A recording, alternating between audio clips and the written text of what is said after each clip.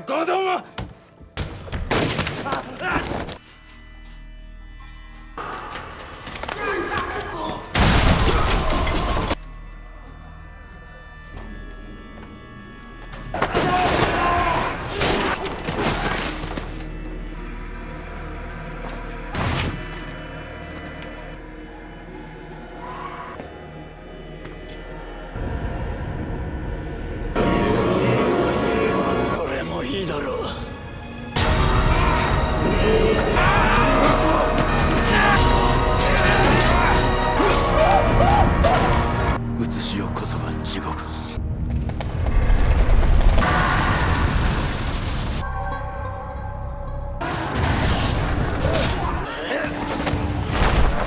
回転の速さも仲間や弱い人たちのことを錦の宮悪の勝利だ。知っても何とも思わないだ。お前のおかげだ。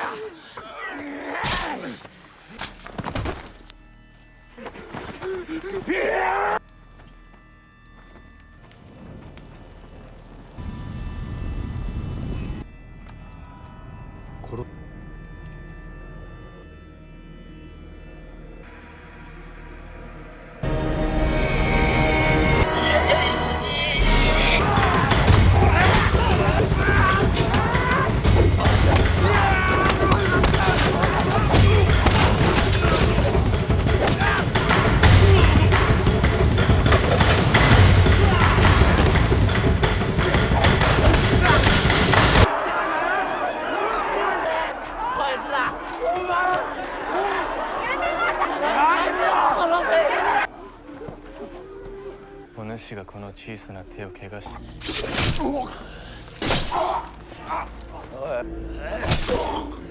が長曽根虎鉄。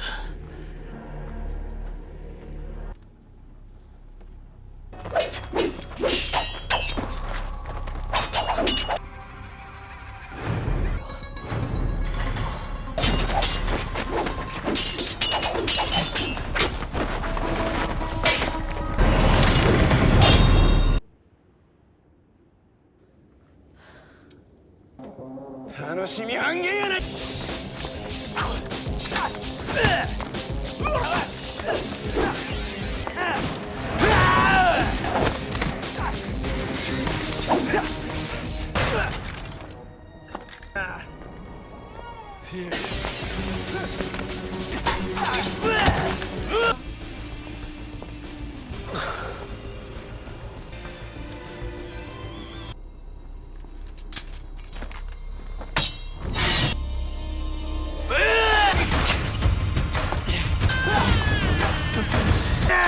もうちょっとの辛抱や。あの人だろ。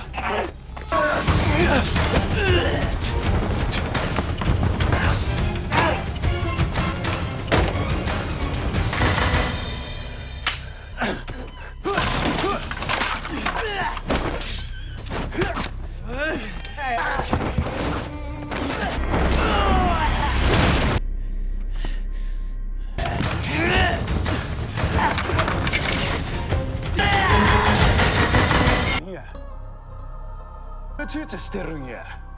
来る喜びを忘れた言うなら。東京を砲撃し、この国をぶっ壊す。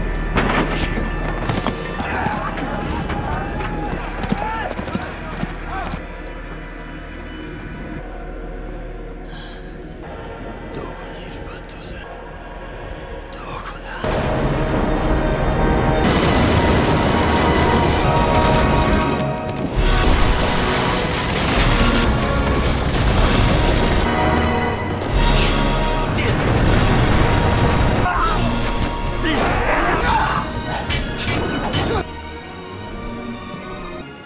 京都大火で終わり。褒めてやったのに女の心配か。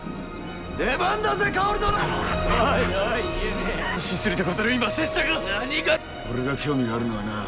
と話せ。決着をつけようじゃ。熱いぜ。いっそ殺っていたのは。ダメ。仏を呪い。そ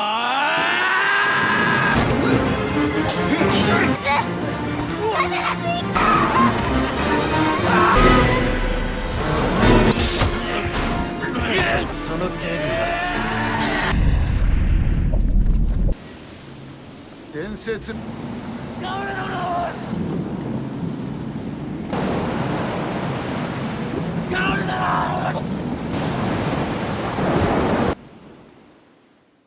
Hey guys, today we are diving headfirst into the blistering world of Rurouni Kenshin Kyoto Inferno, the second installment of the live-action trilogy that really amps up the stakes.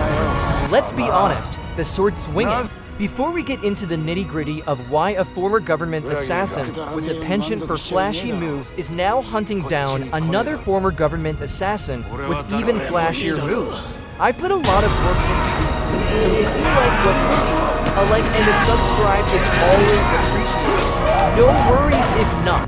Alright, let's talk about Shishio Makoto, a character who clearly skipped the anger management class. Our story picks up a bit after the first film, with Kenshin Himura, the legendary Battousai, attempting to lead a quiet life. He's all about protecting the innocent now, using his reverse blade sword, a sakabato, to ensure he never takes another life. We see him in a peaceful domestic scene, washing clothes, the gentle splash of water a stark contrast to the clanging steel we know is coming. Kaoru and Yuhiko are there, bringing a sense of normalcy and warmth. It's almost sickeningly wholesome, isn't it? But as always in these flicks, peace is fleeting. Sanasuke, our resident brawler and human wrecking ball, crashes in with ominous news. Whispers of a new terror, a name that sends shivers down spines, Shishio Makoto. Kenshin's face, usually calm, holds a flicker of recognition, a shadow from his past threatening to consume his present. The government, well, what's left of their competent personnel, desperately needs Kenshin. Turns out Shishio was Kenshin's successor as the government's shadow assassin, but after getting burned alive literally by the government they both serve, which is a truly terrible HR policy, just saying. He's returned as a vengeful fire demon. The current officials, looking rather sweaty and stressed, explain Shishio's terrifying plan, overthrowing the government and plunging Japan back into chaos. Then in steps Sato Hajime, the gruff, Volve-like former Shinsengumi captain, looking as cool and collected as ever, despite the impending national meltdown. He warns Kenshin that Shishio is no ordinary foe.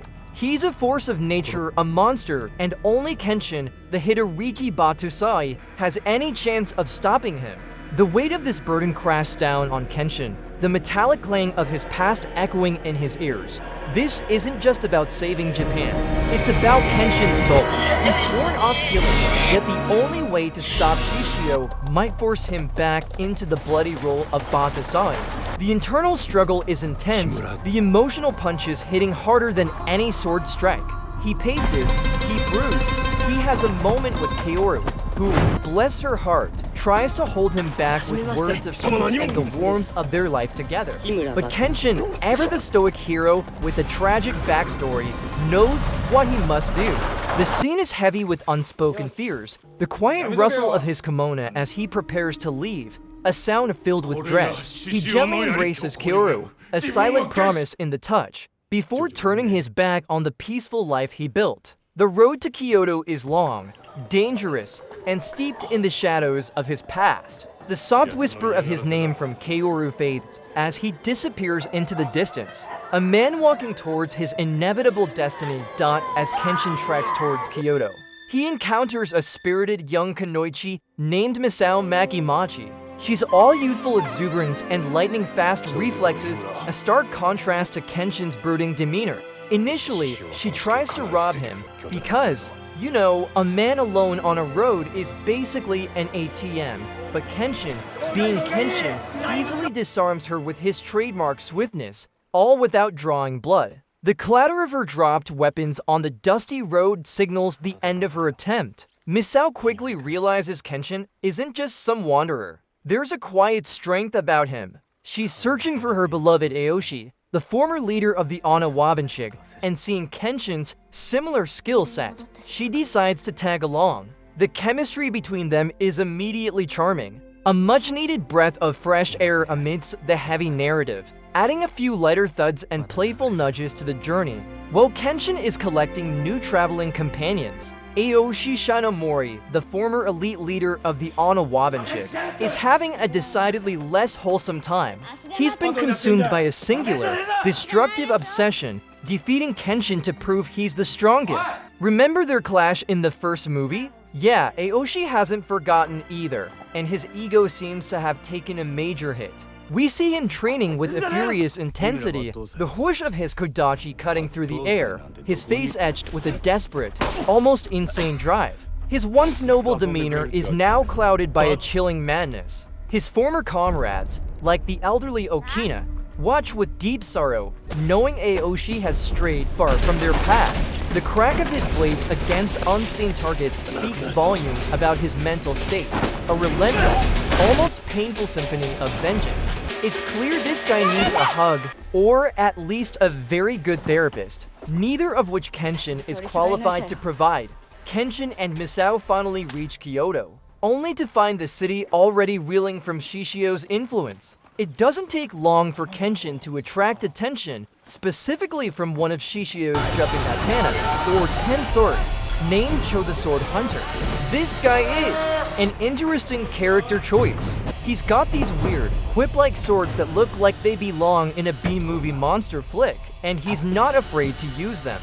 The battle erupts in a dark, confined space, the metallic scrapes and shings of Cho's blades against Kenshin's Sakabado filling the night. Kenshin's speed and defensive prowess are on full display, each parry a testament to his commitment to not killing. The thud of bodies hitting the ground, the shouts of civilians, it all paints a chaotic picture of Shishio's brutal reach. Cho, for all his eccentric weapons, is a formidable opponent, forcing Kenshin to push his limits without resorting to his old ways. It's a messy, kinetic fight, the sounds of struggle echoing in the narrow alleyways. The fight against Cho and his goons is getting pretty dicey.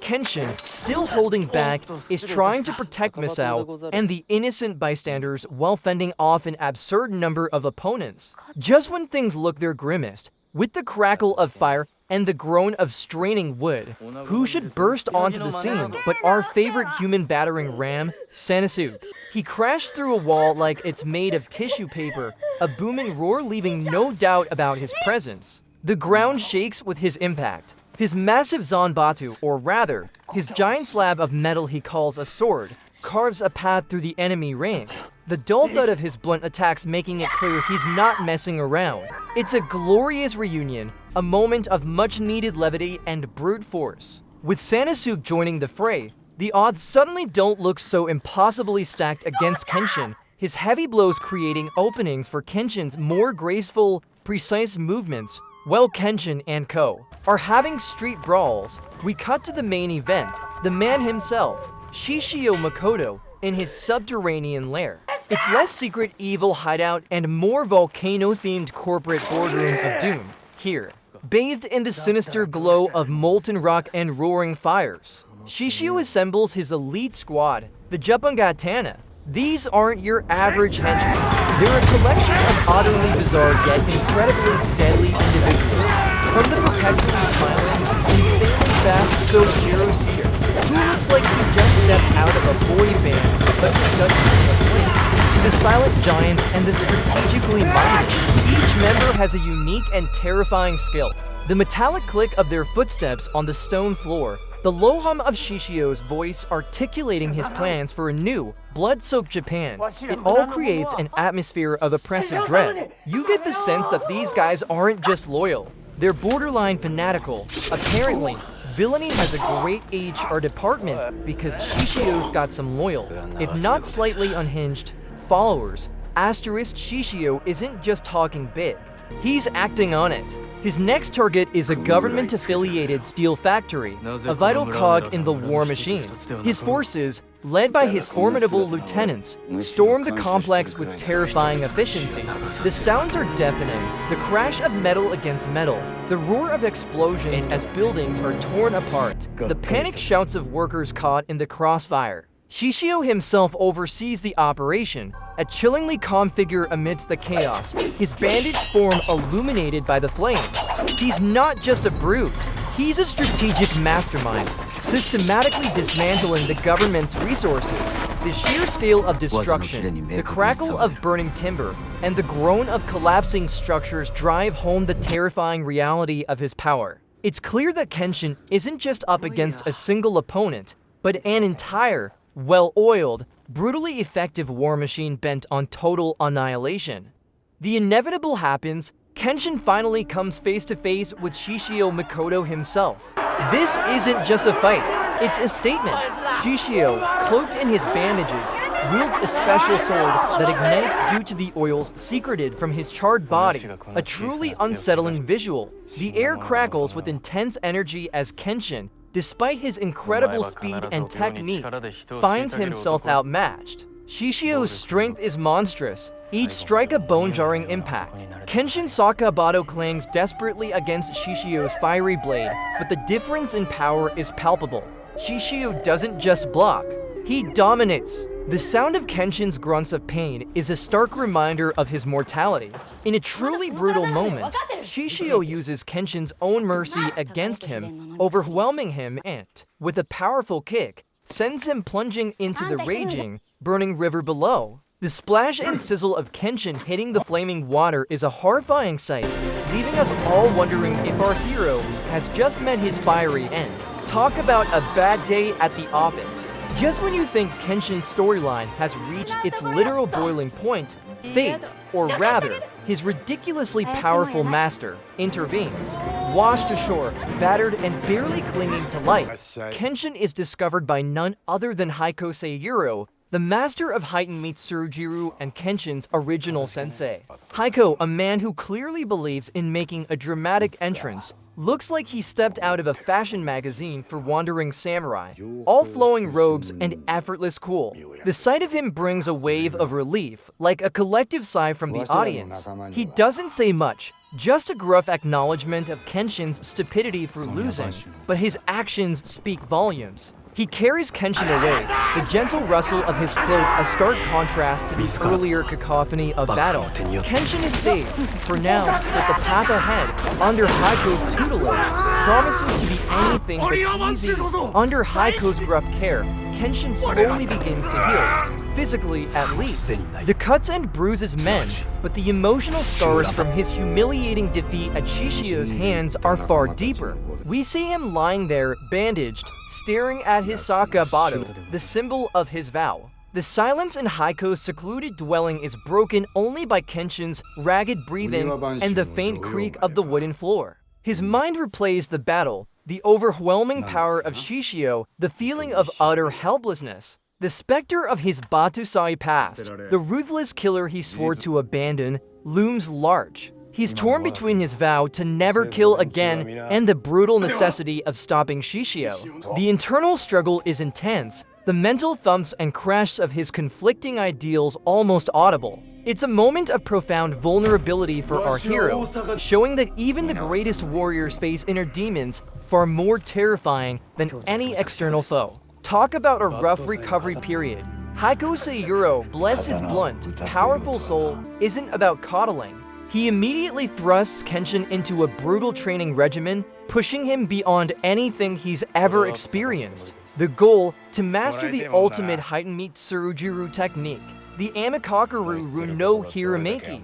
This isn't just sparring, it's a systematic dismantling and rebuilding of Kenshin's fighting spirit. We hear the sharp cracks of Heiko's wooden sword connecting with Kenshin's body, the grunts of effort, the heavy thuds as Kenshin is repeatedly knocked down. Heiko's lessons are harsh, philosophical, and punctuated by physical pain. He forces Kenshin to confront his weaknesses, his self-doubt, and the fundamental flaw in his current no-kill philosophy when facing a monster like Shishio. The rhythmic sounds of their practice, the whoosh of swords, the heavy breathing, are a relentless symphony of struggle and perseverance. Kenshin is literally beaten into realizing that his current path, while noble, is not strong enough to defeat true evil. Meanwhile, Misao, ever the loyal friend, makes her way to the Onawabanshik headquarters in Kyoto. She's worried sick about Aoshi, who, let's be honest, has gone full dark side. She meets Okina, the kindly but troubled elder of the group, who reluctantly fills her in on Aoshi's tragic transformation.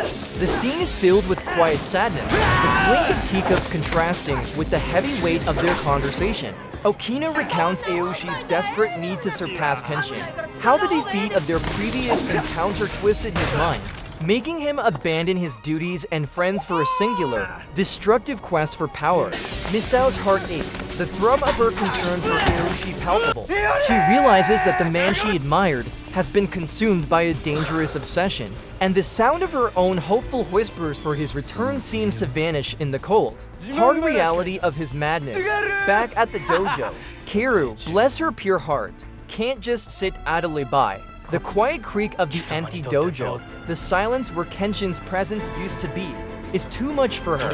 Ignoring everyone's warnings about the dangers of Kyoto, she sets off on her own, determined to find Kenshin. We see her navigating the bustling, yet increasingly tense, streets of Kyoto, her eyes scanning every face, her voice a desperate whisper calling Kenshin's name. The hubbub of the city, the shouts of vendors, the clatter of wood and getter all become a frantic backdrop to her singular quest. She's not a warrior, but her courage is undeniable, fueled by her love and concern. Her journey adds an emotional depth to the film, a grounded human element amidst the grand battles, reminding us what Kenshin is fighting for, not just Japan, but the people he cares about. It's truly a testament to her devotion, or perhaps just a little bit of beautiful recklessness. Shishio isn't just content with local skirmishes. He has grander, far more destructive plans. In a dramatic reveal, he unveils his monstrous, steam-powered ironclad battleship, the Rengoku. It's a marvel of engineering. If you're into naval warfare and mass destruction, his intention? To sail this floating fortress to Tokyo, cripple the new government, and cement his reign. But before that, he plans to light up Kyoto like a bad bonfire. Literally, he's going to burn it to the ground. The chilling roar of the ship's engines, the dull clang of its massive hull, signals an impending cataclysm. The sound of his insidious laughter echoes through his lair, a deeply unsettling promise of fire and destruction. It's a truly terrifying display of megalomania, and the sheer audacity of his plan makes your jaw drop. Apparently, villainy means never having to say you're sorry, especially when you're planning to incinerate a historical city. And just like that, Kyoto is engulfed in a sea of flames. Shishio's forces, like an army of fire-starting demons, begin their horrific work. The serene temple city is transformed into an inferno, the air thick with smoke and the terrified screams of its inhabitants. The crackle and roar of the spreading fires are deafening, accompanied by the frantic thud of running feet and the crash of collapsing buildings. Kenshin's allies, including Sanasuke and the remaining Onawabanshik, spring into action, desperately trying to save as many people as possible. It's a chaotic, visceral sequence, the heat of the flames almost radiating from the screen. The metallic shing of swords clashes with the anguished cries of citizens, creating a cacophony of fear and desperation. It's a stark reminder of Shishio's utter lack of empathy, his willingness to sacrifice countless lives for his twisted vision of a new Japan. This isn't just a battle, it's a disaster. Back at Heiko's mountain retreat, Kenshin has his breakthrough.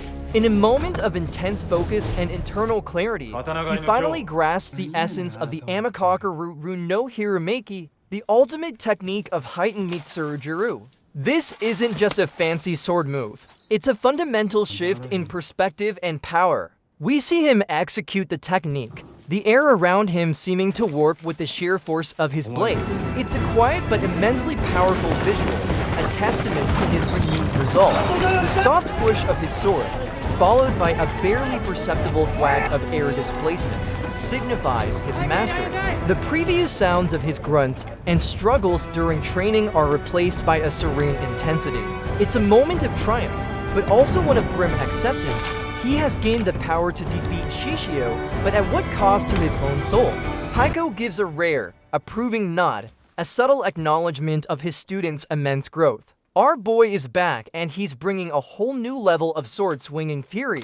With his training complete and his resolve ironclad, Kenshin makes his way back to Kyoto, now a city engulfed in flames. The contrast between his peaceful mountain training and the horrific reality of the burning city is stark. He runs through the inferno, his face grim, the rhythmic thud of his feet on the scorched earth punctuated by the crackle of flames and distant screams. He sees the devastation firsthand, the suffering of the people, and it hardens his resolve.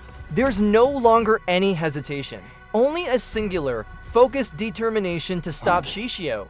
The sounds of destruction intensify around him, urging him forward. He's not just the Battousai anymore. He's Kenshin, the protector, wielding immense power but still clinging to his moral compass. It's a race against time, a desperate dash through the fiery chaos, towards the confrontation that will decide the fate of Japan. Talk about an urgent commute. Kenshin finally catches up to Sojiro Sita, Shishio's cheerful, yet terrifyingly efficient, right-hand man. This kid, with his permanent smile and unsettling calm, is considered the fastest of the Juppengatana, hence his nickname. The Heaven Sword, the fight that erupts, is less a battle and more a blur of impossible speed. The metallic sheen of their blades is almost continuous, a high-pitched whine as they crash, each strike barely visible to the naked eye. Kenshin, having mastered the Amikaku, is finally able to counter Sugiro's absurd speed, meeting him blow for blow. The air crackles with their intensity. The ground occasionally vibrates with the force of their parents. It's a masterclass in kendo, a dizzying display of technique and raw power, forcing Kenshin to rely on every ounce of his new training. The battle is a testament to Kenshin's growth, but also highlights the sheer, terrifying skill of Shishio's elite. Sugiro's unwavering smile, even in the face of Kenshin's new power, is unnerving, like he's having the best time ever while trying to dismember him. What a guy! While Kenshin's having his lightning-fast duel, Shishio's grand plan grinds into terrifying motion. The Rengoku, that monstrous ironclad, slowly pulls away from the docks, its massive hull groaning as it picks up speed. The deep, guttural roar of its engines resonates through the burning city, a sound of dread and impending doom. Smoke billows from its stacks, a dark plume against the fiery backdrop of Kyoto. This isn't just a ship, it's a floating declaration of war, destined for Tokyo. The sight of it moving, seemingly unstoppable, sends a chill down your spine, highlighting the sheer scale of the threat. The quiet splash of the waves against its iron hull, juxtaposed with the distant streams from the city, paints a grim picture of Shishio's chilling efficiency. It's a race against time, and our heroes are falling behind, with the fate of an entire nation hanging in the balance. Someone really needs to invest in some fast boats or, a giant torpedo, against all odds, and with a healthy dose of sheer recklessness, Kaoru and Misao manage to sneak aboard the Rengoku. Yes, the same battleship that's currently cruising towards Tokyo with an agenda of mayhem. They're less stealth operatives and more determined women with a deadly. The deck is a chaotic scene of Shishio's men, the thud of their boots on the metal echoing with their shouts. Kaoru, despite her lack of combat experience against such foes, fights with fierce determination. Her kendo skills surprisingly effective. Misao, the Kunoichi, is a whirlwind of agile strikes and evasive maneuvers, her small blades ablur. The metallic clang of their weapons against their opponent's swords, the grunts of effort, the occasional boom of the ship's machinery. It's a claustrophobic, intense battle. They're outnumbered and outgunned, but their courage is unyielding, each strike fueled by their unwavering loyalty to Kenshin and their love for Japan. It's truly inspiring and also a little bit terrifying that they pulled this off, having finally overcome Sugiro's impossible speed in a blur of strikes and counter-strikes, a truly exhausting battle. Probably gave the editor carpal tunnel. Kenshin now faces the daunting task of actually getting onto the moving battleship. In a truly cinematic moment, he makes a daring leap, his figure silhouetted against the burning city, landing with a solid thump on the Rengoku's deck. The ship's massive form is a stark contrast to his lone figure. He's here, he's ready, and he's not messing around. The internal roar of the ship's engines seems to pulsate with his own renewed determination. The metallic clanging of the ship's machinery and the distant sounds of Kaoru and Misao fighting spur him forward. He wastes no time immediately engaging Shishio's remaining forces. Hisaka Bado a whirlwind of defensive and offensive strikes, each parry and deflect carrying an immense power, hinting at the force he's now capable of unleashing.